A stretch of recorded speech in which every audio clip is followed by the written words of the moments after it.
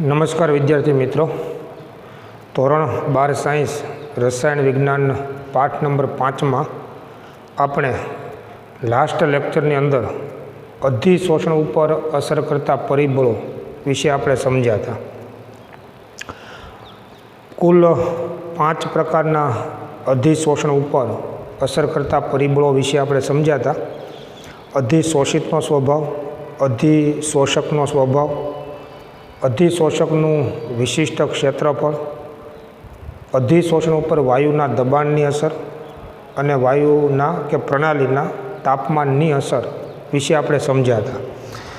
છેલ્લે આપણે એવું સમજ્યા હતા મિત્રો કે ઘનની સપાટી ઉપર જો વાયુમય પદાર્થનું અધિશોષણ થતું હોય તો તેવા પ્રકારની પ્રણાલી ઉપર દબાણ અને તાપમાન એ બંને અસર કરતા પરિબળો છે. જો આપણે દબાણની અસર જાણવી હોય તો તાપમાન અચળ રાખવું પડે અને એટલા માટે એને અધિશોષણ સમતાપી તરીકે ઓળખવામાં આવે. જો આવા પ્રકારના અધિશોષણ ઉપર તાપમાનની જો અસર જાણવી હોય તો દબાણ અચળ રાખવું પડે અને એટલા માટે તેને અધિશોષણ સમદાબી તરીકે આપણે ઓળખીએ છીએ. ચોથું જે પરિબળ આપણે સમજ્યા હતા કે ઘનની સપાટી ઉપર વાયુમય પદાર્થનું જો અધિશોષણ થતું હોય તો અચળ તાપમાને દબાણની શું અસર થાય છે એને આપણે આલેખ દ્વારા પણ આપણે સમજ્યા હતા.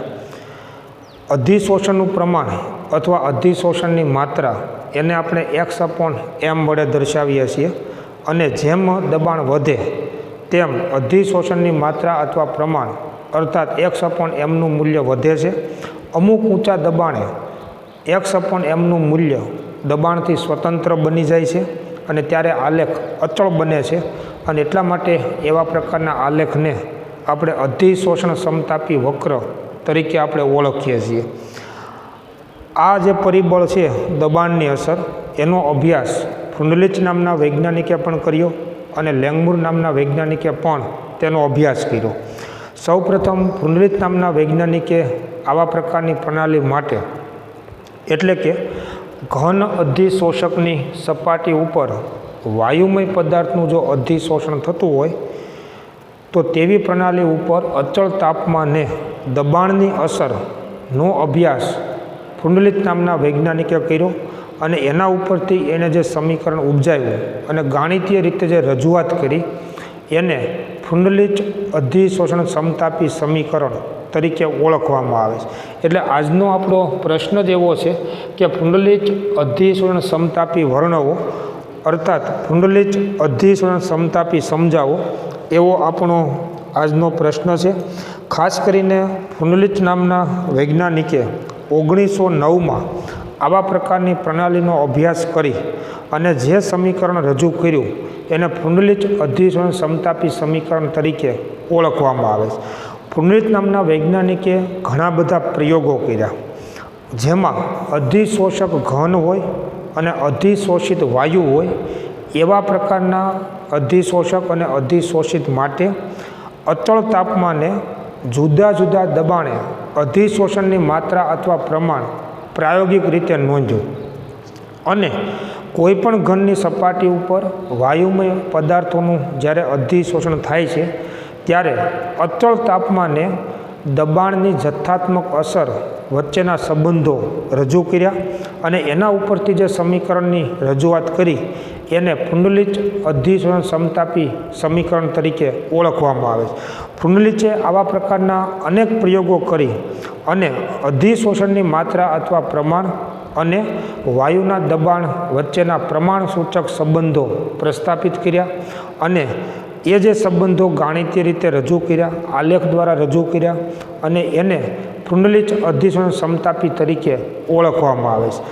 આવા પ્રકારની પ્રણાલી કે જેમાં અધિશોષક ઘન હોય અને અધિશોષિત વાયુ હોય તો તાપમાન T જે છે એ અચળ છે અને અચળ તાપમાને જો વાયુના દબાણમાં ફેરફાર કરવામાં આવે તો અધિશોષણ ઉપર વાયુના દબાણની કેવી અસર થાય છે એના માટેના જુદા જુદા પ્રયોગો કરી અને પ્રયોગોના અવલોકનના આધારે જે એક ગાણિતીય સંબંધ રજૂ કર્યો એને પુંડલિક અધિશોષણ સમતાપી સમીકરણ તરીકે ઓળખવામાં આવે.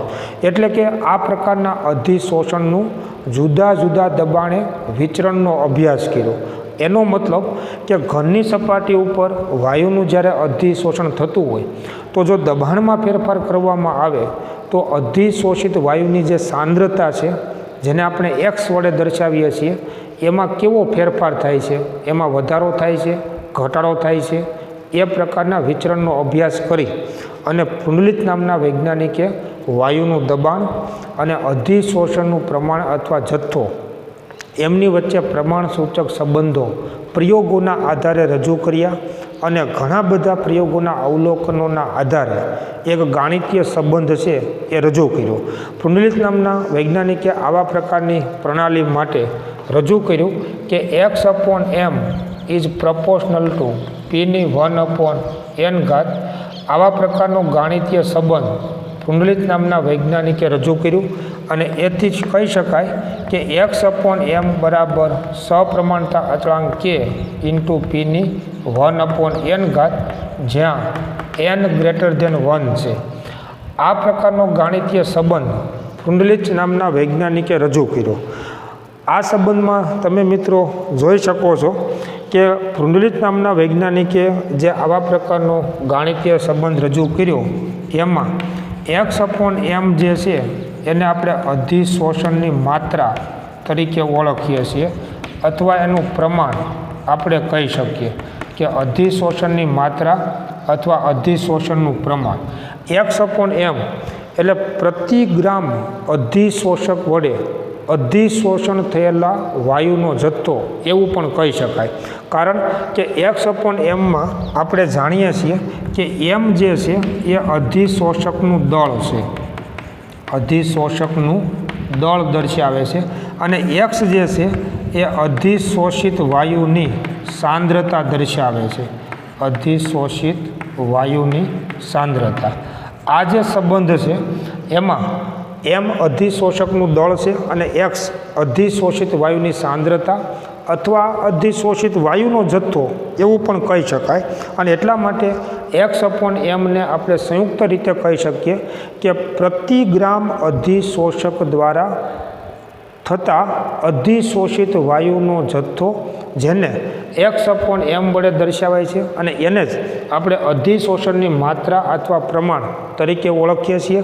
અને એમાં m એટલે અધિશોષકનું દળ છે અને x એટલે અધિશોષિત વાયુની સાંદ્રતા છે. આ સમીકરણની અંદર જે સંજ્ઞા p છે એ વાયુનું દબાણ દર્શાવે છે કે p જે છે એ વાયુનું દબાણ છે. k અને n એ બંને અચળાંકો છે, k અને n બંને અચળાંકો છે, જેનો આધાર પ્રણાલીના તાપમાન ઉપર હોય છે અને એનો એક આધાર વાયુના સ્વભાવ ઉપર હોય છે કે જેનો આધાર તાપમાન અને વાયુના સ્વભાવ ઉપર તેનો આધાર રહેલો હોય છે, કે જેનો આધાર તાપમાન અને વાયુના સ્વભાવ પર હોય છે. આ જે સમીકરણ 1 છે મિત્રો, એને પુંડલિક અધિશોષણ સમતાપી સમીકરણ તરીકે ઓળખવામાં આવે છે. આ સમીકરણમાં તમે જોઈ શકો છો કે પ્રયોગોના આધારે પુંડલિક નામના વૈજ્ઞાનિકે આવા પ્રકારના સમતાપીની રજૂઆત કરી કે x/m is proportional two p⁴n અને સપ્રમાણતા નિશાની દૂર કરવા માટે k મૂકીએ છીએ અને એને આપણે સપ્રમાણતા અચળાંક k તરીકે આપણે ઓળખીએ છીએ. એટલે x/m બરાબર k p⁴n. જેમાં આપણે સમજ્યા તે પ્રમાણે m એ અધિશોષકનું દળ છે, x અધિશોષિત વાયુની સાંદ્રતા છે, p વાયુનું દબાણ છે, k અને n બંને અચળાંકો છે, જેનો આધાર પ્રણાલીના તાપમાન ઉપર અને વાયુના સ્વભાવ અથવા તો વાયુની પ્રકૃતિ ઉપર આ બંને અચળાંકો છે એનો આધાર રહેલો હોય છે. હવે તમે અહીંયા આગળ જોઈ શકો છો કે x/m બરાબર k p⁴n. જેને આપણે સમીકરણ નંબર 1 કીધેલું છે, તો સમીકરણ 1 જે છે એને ફ્રુન્ડલીચ અધિશોષણ સમતાપી સમીકરણ તરીકે ઓળખવામાં આવે છે. સમીકરણ 1 જે છે એને જ ફ્રુન્ડલીચ અધિશોષણ સમતાપી સમીકરણ તરીકે ઓળખવામાં આવે છે. આ જે સમીકરણ છે એમાં પીની 1/n ઘાત છે અને શરત છે કે n ગ્રેટર ધેન 1. સામાન્ય રીતે તમે જુઓ કે અચળાંક n શું દર્શાવે છે, તો આ બંધ પાત્રમાં વાયુના જે અણુઓની સંખ્યા છે, વાયુનો જે જથ્થો છે એની મોલ સંખ્યા દર્શાવે છે અને એનું મૂલ્ય n ગ્રેટર ધેન 1 અથવા 1 કરતાં મોટું હોય છે. એટલા માટે શું થાય છે કે જેમ જેમ દબાણ P વધે, તમે અહીંયા આગળ મિત્રો વિચારો કે માનો કે આ બંધ પાત્રમાં વાયુનો જથ્થો જેમ વધશે તેમ દબાણ P પણ વધશે અને દબાણ P જેમ વધશે એમ x/mનું મૂલ્ય વધતું જાય છે. પરંતુ ઘણા બધા પ્રયોગોના આધારે ફ્રુન્ડલીચને એવું સમજાણું કે શરૂઆતમાં અધિશોષણનો આધાર દબાણ ઉપર હોય છે. જેમ દબાણ વધારવામાં આવે એમ અધિશોષણ વધે છે, પરંતુ અમુક ઊંચા દબાણે અધિશોષણની માત્રા અથવા પ્રમાણ એ દબાણથી સ્વતંત્ર બની જાય છે અથવા એનો આધાર દબાણ ઉપર રહેતો નથી. આવું જે પ્રાયોગિક અવલોકન ફ્રુન્ડલીચને જાણવા મળે છે એને ગાણિતીય રીતે રજૂ કરવા માટે દબાણ Pની 1/n ઘાત લીધેલું છે અને એમાં n ગ્રેટર ધેન 1 છે.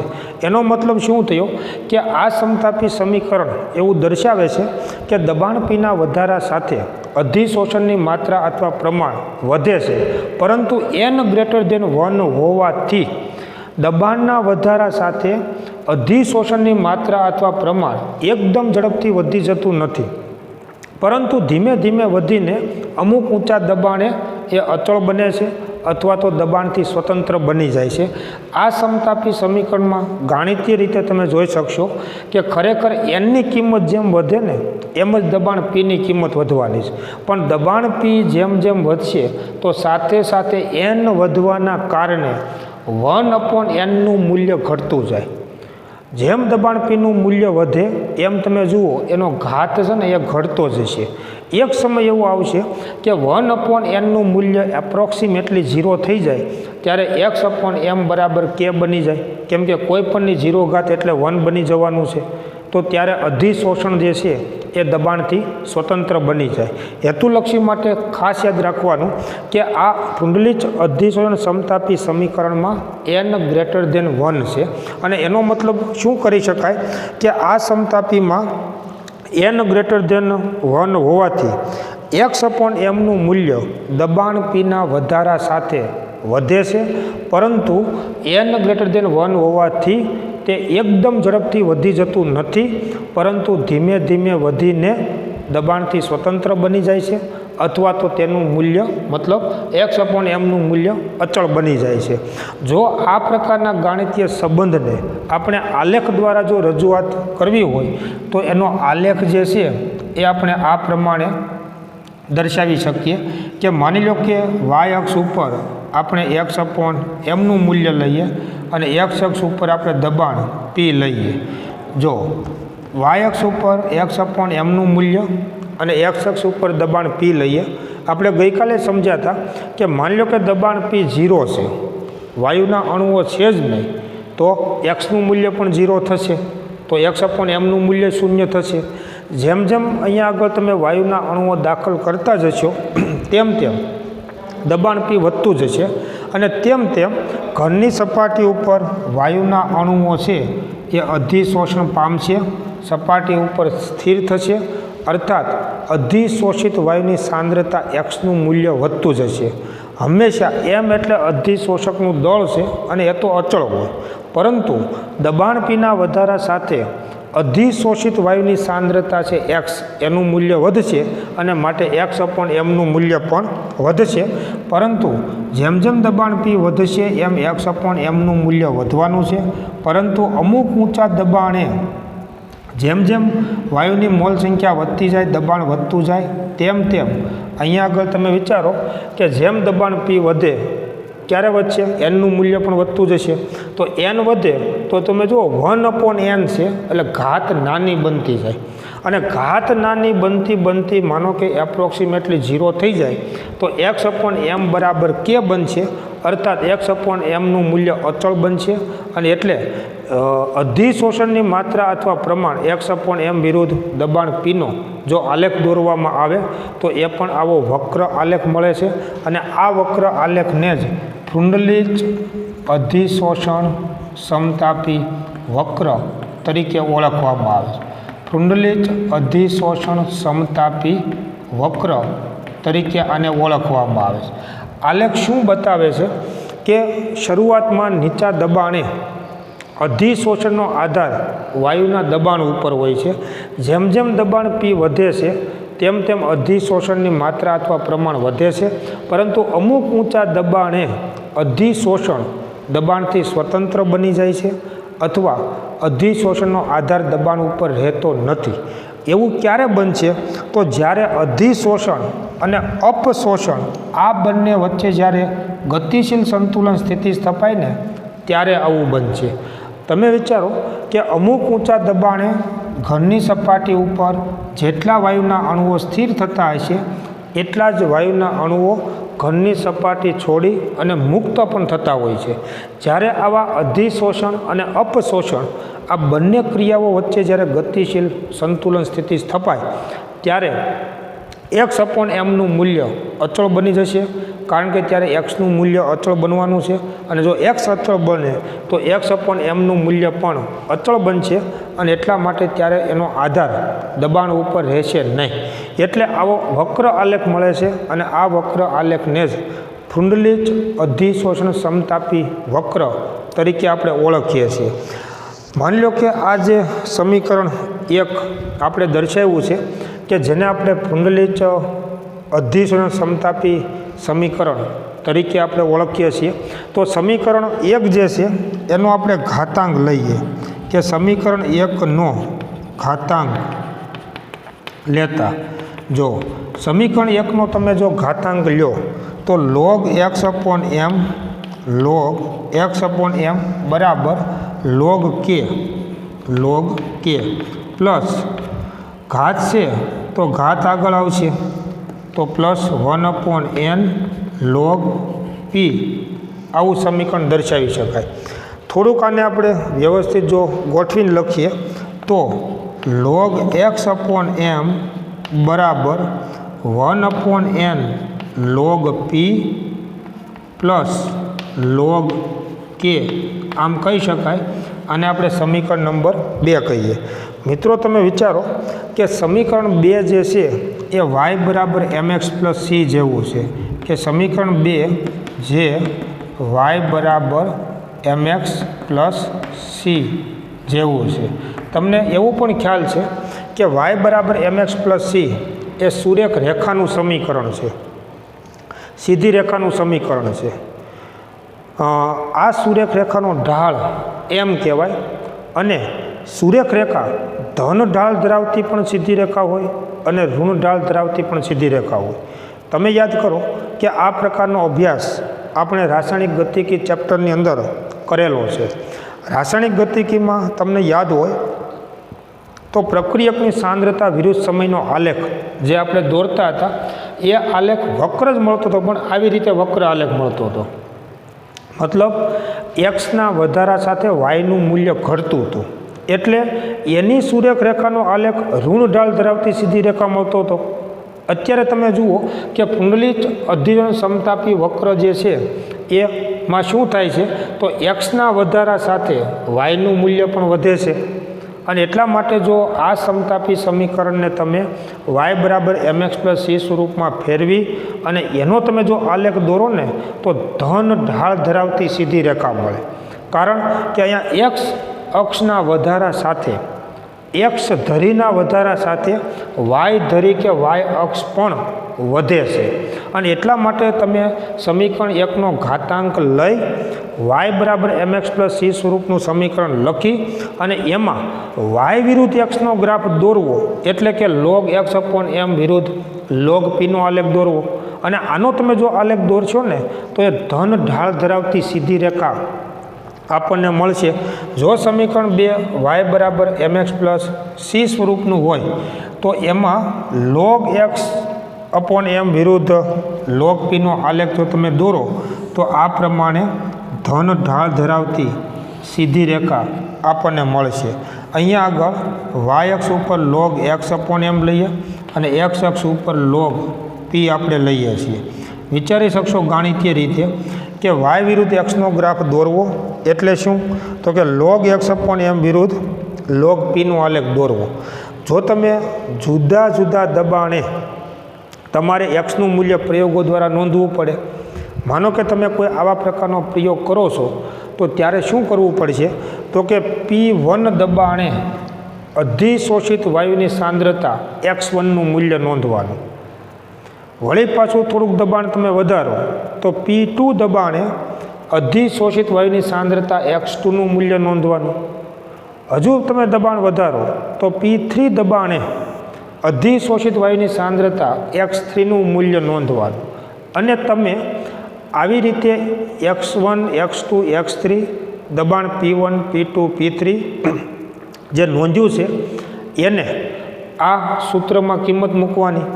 એટલે કે એનું x1 upon m x2 upon m x3 upon m ગણતરી કરી અને દરેકનું લોગેરિધમ લેવાનું. એટલે શું થશે કે log x1 અપોન m વિરુદ્ધ log P1 એટલે પહેલું બિંદુ આપણને કેવું મળશે કે માની લો કે મેં આ બિંદુ નોંધ્યું તો આ બિંદુ શું બતાવે છે? તો કે log x1 અપોન m અને દબાણ P1 એનું લોગેરિધમ એટલે log P1 કહી શકાય. વળી તમે P2 દબાણે અધિશોષિત વાયુની સાંદ્રતા x2 નોંધી હોય પ્રયોગો દ્વારા તો log x2 અપોન m અને log P2 એનું એક બિંદુ તમે નોંધો તો આપણને અહીંયા આગળ બિંદુ મળશે. આ બિંદુ શું બતાવે છે? તો કે log x2 અપોન m અને log P2 એવું બીજું બિંદુ મળશે. વળી તમે ત્રીજો જે પ્રયોગ કર્યો હતો કે P3 દબાણે અધિશોષિત વાયુની સાંદ્રતા x3નું મૂલ્ય નોંધ્યું હતું તો log x3 અપોન m અને log P3 એવું એક બિંદુ તમે નોંધો. આવી રીતે તમે ચોથું બિંદુ નોંધો, પાંચમું બિંદુ નોંધો અને પછી તમે આ બધા બિંદુઓને તમે જોડશો તો આવી રીતે એક ધન ઢાળ ધરાવતી આપણને સીધી રેખા મળશે. જો તમે આ બધા જ બિંદુઓને તમે જોડી દો તો ધન ઢાળ ધરાવતી સીધી રેખા મળશે.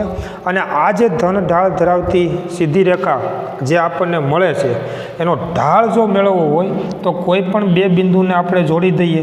ગણિતમાં આપણે શીખ્યા છીએ આવું. અને આ જે થીટા એંગલ છે ટેન થીટા તમે લ્યો, ટેન થીટા એટલે એને ઢાળ કહેવાય. ટેન થીટા એટલે ઢાળ તો સામેની બાજુ છેદમાં પાસેની બાજુ. અહીંયા આગળ તમે જુઓ તો આ સમીકરણમાં ઢાળ એટલે આપણે સ્મોલ m કહીએ છીએ અને એમના સ્થાને આ સમીકરણમાં 1/n છે અને એટલા માટે આ સીધી રેખાનો ઢાળ શું થશે? તો કે ઢાળ બરાબર 1/n મળશે. જો તમે આ ધન ઢાળ ધરાવતી સીધી રેખાને y અક્ષ સુધી તમે લંબાવશો તો આપણને આંતરછેદ મળશે. જો તમે આને y અક્ષ સુધી તમે લંબાવી દો તો આ આપણને આંતરછેદ મળ્યો અને આ આંતરછેદનું મૂલ્ય કેટલું થશે? તો કે અચળાંક c જેટલું અને એના સ્થાને કોણ છે? log k. તો આંતરછેદનું મૂલ્ય શું મળ્યું? log k મળે છે. વિચારો કે log x અપોન m વિરુદ્ધ log p નો તમે જો આલેખ દોરો તો ધન ઢાળ ધરાવતી સીધી રેખા મળશે જેના ઢાળનું મૂલ્ય 1/n જેટલું મળશે અને આંતરછેદનું મૂલ્ય log k જેટલું મળશે. જો તમે આવી સુરેખ રેખાનો જે ઢાળ છે એ ઢાળ તમે શોધી લો ગાણિતીય રીતે તો ઢાળ ઉપરથી આપણને અચળાંક nની કિંમત મળશે. અને જો તમે આ આંતરછેદનું મૂલ્ય તમે નોંધી લો તો આંતરછેદના મૂલ્ય ઉપરથી અચળાંક k નું મૂલ્ય છે એ આપણને મળશે. હેતુલક્ષી માટે ખાસ યાદ રાખવાનું કે પુંડલિક અધિશોષણ સમતાપી સમીકરણ જે છે એમાં log x અપોન m વિરુદ્ધ log p નો આલેખ ધન ઢાળ ધરાવતી સીધી રેખા મળશે અને આ ધન ઢાળ ધરાવતી સીધી રેખાના ઢાળનું મૂલ્ય 1/n જેટલું થશે અને આંતરછેદનું મૂલ્ય log k જેટલું થશે. ઢાળના મૂલ્ય ઉપરથી અચળાંક nની કિંમત મળશે અને આંતરછેદના મૂલ્ય ઉપરથી અચળાંક kની કિંમત આપણને મળશે. હવે આ જે કુંડલિત અધિશોષણ સમતાપી સમીકરણ જે આપણે સમજ્યા છીએ તો એ કોઈ પણ આવા પ્રકારની પ્રણાલી છે એને લાગુ પાડી શકાય. મતલબ કે અધિશોષક ઘન હોય અને અધિશોષિત વાયુ હોય એવા પ્રકારની પ્રણાલીને અચળ તાપમાને કુંડલિત અધિશોષણ સમતાપી સમીકરણ લાગુ પાડી શકાય. પ્રયોગો દ્વારા તમે એના પરિણામો નોંધો અને જો log x/m વિરુદ્ધ log p નો આલેખ ધન ઢાળ ધરાવતી સીધી રેખા મળે તો તે પ્રણાલી કુંડલિત અધિશોષણ સમતાપી સમીકરણને અનુસરે છે તેમ કહેવાય, અથવા તો એ પ્રણાલી માટે કુંડલિત અધિશોષણ સમતાપી સમીકરણ સંતોષાય છે તેવું કહી શકાય.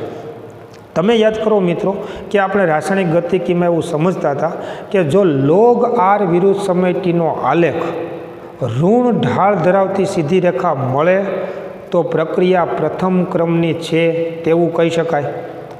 તમને યાદ છે કે પ્રથમ ક્રમની પ્રક્રિયામાં જો log r વિરુદ્ધ સમય tનો આલેખ ઋણ ઢાળ ધરાવતી સીધી રેખા મળે તો પ્રથમ ક્રમની પ્રક્રિયાનું સંકલિત વેગ સમીકરણ સંતોષાય છે એમ કહેવાય, એનું પાલન થાય છે એમ કહેવાય અને ત્યારે પ્રક્રિયા પ્રથમ ક્રમની છે તેમ કહેવાય.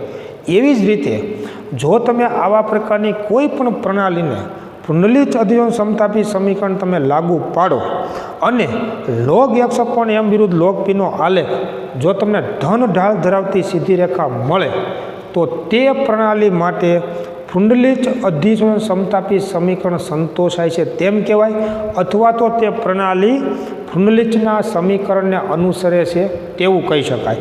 એટલે કોઈ પણ આવા પ્રકારની પ્રણાલી માટે કુંડલિત અધિશોષણ સમતાપી સમીકરણ સંતોષાય છે કે નહીં એની પણ ખાતરી આ log x/m વિરુદ્ધ log p ના આલેખ પરથી આપણે કરી શકીએ. માનો કે આવા પ્રકારની પ્રણાલી માટે આ આલેખ ધન ઢાળ ધરાવતી સીધી રેખા મળતો ન હોય તો એના માટે કુંડલિત અધિશોષણ સમતાપી સમીકરણ સંતોષાતું નથી એવું કહી શકાય, અથવા તો એ પ્રણાલી કુંડલિત સમતાપી સમીકરણને અનુસરતું નથી તેવું કહી શકાય. તો એવી પ્રણાલી માટે તમે આજે આપણે સમજીએ છીએ એવું તમે વિચારી શકો નહીં. આમાં તમે જુઓ આપણે કહીએ છીએ કે નીચા દબાણે અધિશોષણ દબાણના વધારા સાથે વધશે અને અમુક ઊંચા દબાણે અધિશોષણ એ દબાણથી સ્વતંત્ર બનશે અથવા તો તેનો આધાર દબાણ ઉપર રહેતો નથી. આવું કુંડલિત અધિશોષણ સમતાપી સમીકરણ છે એ આપણને સમજાવે છે. અને જો એવું જ થતું હોય તો જ એ પ્રણાલી માટે log x/m વિરુદ્ધ log p નો આલેખ એ ધન ઢાળ ધરાવતી સીધી રેખા મળે અને જો આ આલેખ ધન ઢાળ ધરાવતી સીધી રેખા મળે તો તે પ્રણાલી કુંડલિત અધિશોષણ સમતાપી સમીકરણને અનુસરે છે તેમ કહેવાય અને એના માટે કુંડલિત અધિશોષણ સમતાપી સમીકરણ સંતોષાય છે એવું પણ કહી શકાય. તો આવા પ્રકારે કુંડલિત અધિશોષણ સમતાપી સમીકરણ પ્રયોગોના આધારે કુંડલિત નામના વૈજ્ઞાનિકે રજૂ કર્યું. આ જે સમતાપી સમીકરણ છે એની કેટલીક મર્યાદાઓ પણ રહેલી છે. જો પહેલી મર્યાદા તો શું છે કે કુંડલિત અધિશોષણ સમતાપી સમીકરણ જે છે એ દબાણની અમુક મર્યાદામાં જ લાગુ પાડી શકાય છે. દબાણની અમુક મર્યાદામાં કે અમુક હદમાં જ આ સમતાપી છે એ લાગુ પાડી શકાય છે. ખૂબ ઊંચા દબાણે આ સમતાપી વિચલન દર્શાવે છે. વિચલન દર્શાવે છે મતલબ x/m = k pની 1/n છે ઇઝ નોટ ઇક્વલ ટુ થાય. આ x/m અને આ મતલબ ડાબી બાજુ અને જમણી બાજુ ઇક્વલ ન રહે એને વિચલન થયું કહેવાય, જે આપણે જાણીએ છીએ. જો ઇક્વલ ન રહે તો કાં લેસ ધેન હોય ને કાં ગ્રેટર ધેન હોય. એટલે પહેલી મર્યાદા છે કે કુંડલિત અધિશોષણ સમતાપી સમીકરણ જે છે એ દબાણની અમુક મર્યાદામાં જ લાગુ પાડી શકાય છે. બરાબર, દબાણની અમુક મર્યાદામાં જ લાગુ પાડી શકાય છે. ખૂબ ઊંચા દબાણે આમાં વિચલન દર્શાવે છે અને એના કારણે આ અધિશોષણ સમતાપી વક્ર છે ને એ પણ બદલાઈ શકે છે. જે આવો આપણને વક્ર મળે છે એ વક્ર બદલાઈ શકે ક્યારે, જોઈને તમે ખૂબ ઊંચા દબાણે લઈ જાઓ તો ખાસ મિત્રો વિચારજો કે આ સમતાપીની પહેલી મર્યાદા શું છે. આપણે એમ કહીએ છીએ કે નીચા દબાણે અને ઊંચા દબાણે, પણ એની એક મર્યાદા છે કે અમુક ઊંચા દબાણથી વધુ ઊંચા દબાણે આ સમતાપી લાગુ પાડી શકાતું નથી. એટલે પહેલી મર્યાદા કે દબાણની અમુક મર્યાદામાં જ આ સમતાપીને લાગુ પાડી શકાય છે. ખૂબ ઊંચા દબાણે તેમાં વિચલન જોવા મળે છે અને ત્યારે આ અધિશોષણ સમતાપી વક્ર છે એ પણ બદલાઈ શકે છે. બીજા પ્રકારની મર્યાદા એ છે કે યાદ કરો કે અને એન અચળાંકો છે. આ સમતાપીમાં કે અને એન બંને શું છે તો કે અચળાંકો છે અને આ અચળાંકો અધિશોષક અને અધિશોષિત જે છે એ માટે કે અને એન બંને જે અચળાંકો છે જેનો આધાર આપણે કીધો તે પ્રમાણે, જેનો આધાર તાપમાન ઉપર છે અને વાયુના સ્વભાવ ઉપર છે. એટલે શું થાય છે કે ભલે બંને અચળાંકો છે તેમ છતાં એનો આધાર વાયુના સ્વભાવ ઉપર છે અને તાપમાન ઉપર છે. અને એટલે માટે તમે વિચારો કે જો તમે અહીંયા આગળ કોઈ અધિશોષિત વાયુને બદલો તો આ અચળાંકોના મૂલ્યો અચળાંક હોવા છતાં બદલાઈ શકે છે. જો તમે તાપમાનમાં ફેરફાર કરો તો પણ આ કે અને એન કે જે અચળાંકો છે એ તાપમાન સાથે બદલાય છે. એટલે બીજી મર્યાદા છે કે કે અને એન બંને અચળાંકો હોવા છતાં તેનો આધાર તાપમાન ઉપર અને વાયુના સ્વભાવ ઉપર છે. અને એટલા માટે જો અધિશોષિત વાયુમાં બદલાવવામાં આવે કે પછી તાપમાનમાં જો ફેરફાર થાય તો તાપમાન સાથે આ બંને અચળાંકોના મૂલ્યો છે એ બદલાય છે. આવી એક ત્રીજી મર્યાદા છે. ત્રીજી મર્યાદા એવી છે કે આ જે પુંડલિક અધિશોષણ સમતાપી જે આપણે રજૂ કર્યું એ માત્ર ને માત્ર પ્રયોગોના આધારે છે. પુંડલિક નામના વૈજ્ઞાનિકે આવા જુદા જુદા પ્રકારના પ્રયોગો કરી અને પ્રયોગોના અવલોકનોના આધારે આ સમતાપીની રજૂઆત કરેલી છે. તે કોઈ સિદ્ધાંત ઉપર આધારિત નથી. એટલે ખાસ કરીને કે આ સમતાપી સમીકરણ જે છે એ માત્ર પ્રાયોગિક છે, પ્રયોગો ઉપર આધારિત છે. તે કોઈ સૈદ્ધાંતિક પાયો નથી અથવા તો કોઈ સિદ્ધાંત ઉપર આધારિત નથી.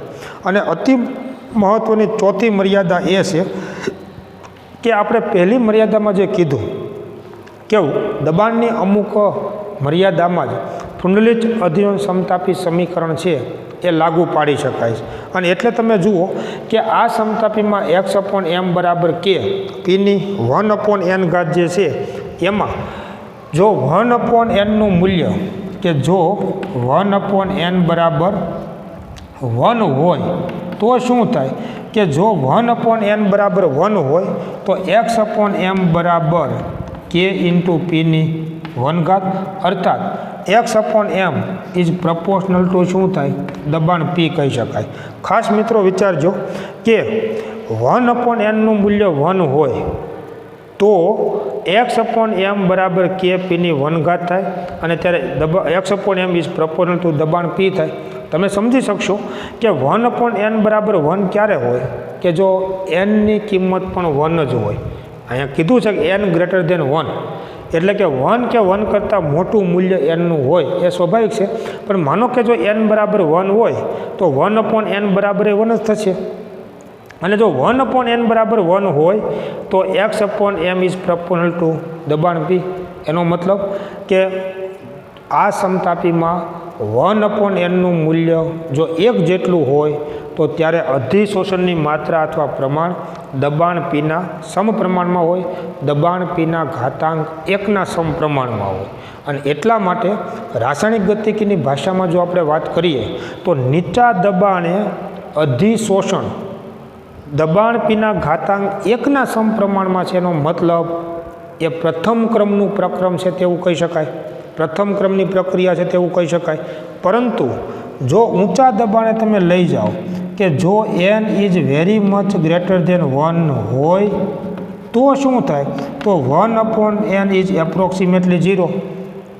જો એનનું મૂલ્ય 1 કરતાં ખૂબ મોટું હોય તો 1/n ઇઝ એપ્રોક્સિમેટલી 0 અને તો x/m બરાબર શું થશે કે વિચારો કે આ સમતાપીમાં 1/n ની કિંમત 0 હોય 1/n ની કિંમત જો 0 હોય તો કોઈ પણની 0 ઘાત એટલે 1 તો x/m બરાબર k બનશે.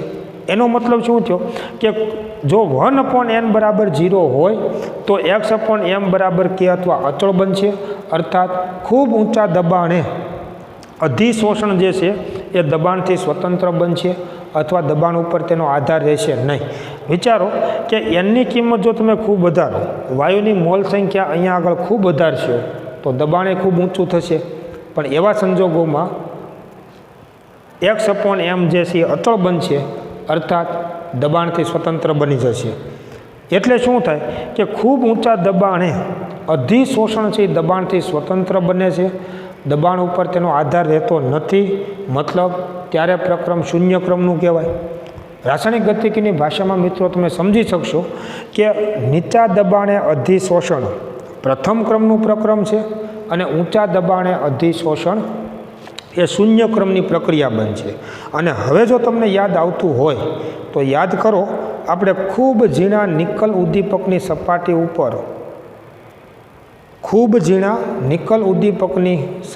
ઉપર એમોનિયા વાયુના અધિશોષણને આપણે સમજ્યા હતા. ખૂબ ઝીણા નિકલ ઉદ્દીપકની સપાટી ઉપર એમોનિયા વાયુનું અધિશોષણ એ પણ ઊંચા દબાણે શૂન્ય ક્રમની પ્રક્રિયા હતી અને નીચા દબાણે પ્રથમ ક્રમની પ્રક્રિયા હતી. એવું તમે રાસાયણિક ગતિકીના ચેપ્ટરમાં સમજ્યા છીએ. ઘન અધિશોષક તરીકે નિકલ ધાતુ હોય અને અધિશોષિત વાયુ તરીકે માનો કે એમોનિયા વાયુ હોય તો નીચા દબાણે અધિશોષણનો આધાર એમોનિયા વાયુની સાંદ્રતા અથવા દબાણ ઉપર હતો, પરંતુ ઊંચા દબાણે અધિશોષણનો આધાર એમોનિયા વાયુના દબાણ કે તેની સાંદ્રતા ઉપર રહેતો નથી. તમે અહીંયા પુંડલિત સમતાપીમાં પણ તમે જોઈ શકો છો કે નીચા દબાણે અધિશોષણ એ વાયુના દબાણના સમપ્રમાણમાં હોય છે, એના ઘાતાંક 1ના સમપ્રમાણમાં હોય છે, અર્થાત નીચા દબાણે અધિશોષણ પ્રથમ ક્રમનું પ્રક્રમ કહેવાય, પરંતુ ઊંચા દબાણે અધિશોષણ દબાણથી સ્વતંત્ર બને છે, અર્થાત અધિશોષણ છે એનો આધાર દબાણ ઉપર રહેતો નથી અને ત્યારે એને શૂન્ય ક્રમનું પ્રક્રમ છે તેવું કહી શકાય. આ બાબતો આપણે પ્રાયોગિક રીતે સમજી શકીએ છીએ, પરંતુ આ જે ઊંચા દબાણે જે અધિશોષણ દબાણથી સ્વતંત્ર બને છે એટલું તમે જો ઊંચું દબાણ વાસ્તવિકપણે લઈ જાઓ તો આ પુંડલિત સમતાપી સમીકરણથી એ સમજી શકાતું નથી, અર્થાત ઊંચા દબાણે વિચલન દર્શાવે છે એ એની મર્યાદા છે. ખાસ સમજો કે જો પ્રાયોગિક રીતે તમે જુઓ તો આપણે આ રીતે જોઈ શકીએ છીએ, પરંતુ જ્યારે તમે એને સૈદ્ધાંતિક રીતે પુંડલિત સમતાપી સમીકરણ દ્વારા સમજવાની કોશિશ કરો તો ઊંચા દબાણે આ સમતાપી સમીકરણમાં વિચલન જોવા મળે છે અને આ શરતોનું પાલન થતું નથી, અર્થાત ઊંચા દબાણે આ સમતાપી સમીકરણ છે એ લાગુ પાડી શકાતું નથી, એની મર્યાદા છે. અહીંયા આગળ તમે જોઈ શકો છો કે આ પુંડલિત સમતાપી સમીકરણ જે છે એ ખરેખર જેને આપણે પુંડલિત અધિશોષણ સમતાપી વક્ર પણ આપણે કહીએ છીએ, એ ખરેખર તમે જુઓ તો અધિશોષણની આશરા પડતી વર્તણૂકને સમજાવે છે. આશરા પડતી વર્તણૂક જે છે એને સમજાવે છે. આપણે કહીએ છીએ કે નીચા દબાણે અધિશોષણનો આધાર વાયુના દબાણ ઉપર હોય છે અને ઊંચા દબાણે અધિશોષણ દબાણથી સ્વતંત્ર બને છે, પણ એ આશરા પડતી વર્તણૂક દર્શાવે છે. એનો મતલબ કોઈ એનું ચોક્કસ મૂલ્ય આપણે સમજી શકતા નથી. એટલે પુંડલિત અધિશોષણ સમતાપી જે વક્ર છે એ ખરેખર અધિશોષણની આશરા પડતી વર્તણૂક છે એ સમજાવે છે, જેને સંભવિત વર્તણૂક તરીકે પણ આપણે ઓળખી શકીએ. કોઈ ચોક્કસ એનું નિરૂપણ કે મૂલ્ય દર્શાવી શકતું નથી. બીજી વાત કે 1/nનું મૂલ્ય જે છે એનો વિસ્તાર 0 થી 1 કહેવાય કે કાં 0 છે અને કાં 1 છે. એટલે 1/n જે છે 1/n એનો વિસ્તાર કેટલો કહેવાય તો કે 0 થી 1 આ એનો વિસ્તાર કહેવાય. જો અહીંયા વિચારજો n≥1 છે એટલા માટે n greater than 1 છે એટલા માટે 1/n નો વિસ્તાર 0 થી 1 આ એનો વિસ્તાર થયો કે જો એનનું મૂલ્ય ખૂબ મોટું હોય તો 1/n નું મૂલ્ય 0 થશે અને 1 જેટલું હોય એનનું મૂલ્ય તો 1/n નું મૂલ્ય પણ કેટલું થશે 1. એટલે મોટા ભાગે આવા પ્રકારના જે અધિશોષણ પ્રણાલી છે એના માટે 1/n નું મૂલ્ય 0.1 થી 0.5 આ એના વિસ્તારમાં લાગુ પાડી શકાય છે. એનો 1/n નો જે વિસ્તાર છે એ 0.1 થી 0.5 જે છે એમની વચ્ચે જ આ પુંડલિક અધ્યયન સમતાપી સમીકરણ છે એ લાગુ પાડી શકાય છે. જો 1/n નું મૂલ્ય 0.5 કરતાં વધે તો ખરેખર આ સમતાપી સમીકરણ છે એ સંતોષાતું નથી અથવા તો આમાં વિચલન જોવા મળે છે. એટલે પ્રાયોગિક રીતે પ્રયોગોના અવલોકનો સમજાવી શકશે, પરંતુ સૈદ્ધાંતિક રીતે તમે જો આ સમતાપી સમીકરણ છે એ લાગુ પાડશો તો ઊંચા દબાણે આમાં વિચલન જોવા મળશે. કારણ કે 1/n નો જે ગાળો છે એ 0.1 થી 0.5 સુધી જ આ સમતાપી સમીકરણ છે એ સંતોષાય છે.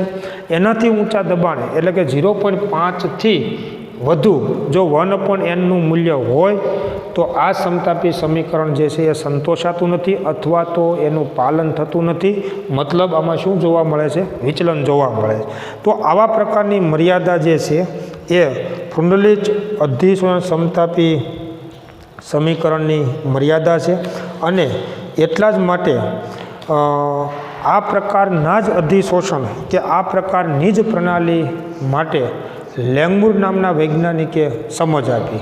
જો પુંડલિકે શેનો અભ્યાસ કર્યો તો ઘન અધિશોષકની સપાટી ઉપર વાયુમય પદાર્થનું જે અધિશોષણ થાય છે એમાં અચળ તાપમાન અને દબાણની અસર વિશે સમજાયું. તો આ જ પ્રકારનો અભ્યાસ લેંગમુર નામનો વૈજ્ઞાનિક કરે છે. કારણ કે પુંડલિકના સમતાપીમાં જે મર્યાદાઓ માલુમ પડે છે એનો જવાબ લેંગમુર સમતાપીમાં સંતોષાય છે, જેનો ઉલ્લેખ આપણી બુકમાં છે નહીં, પણ મેં તમને લાસ્ટ લેક્ચરમાં કીધું તે પ્રમાણે એને આપણે સમજી લઈશું અને ત્યાર પછી આપણે આ પાઠની અંદર આગળ અભ્યાસ કરીશું. પણ એની વાત આપણે આવતા નેક્સ્ટ લેક્ચરની અંદર સમજીશું. Thank you very much.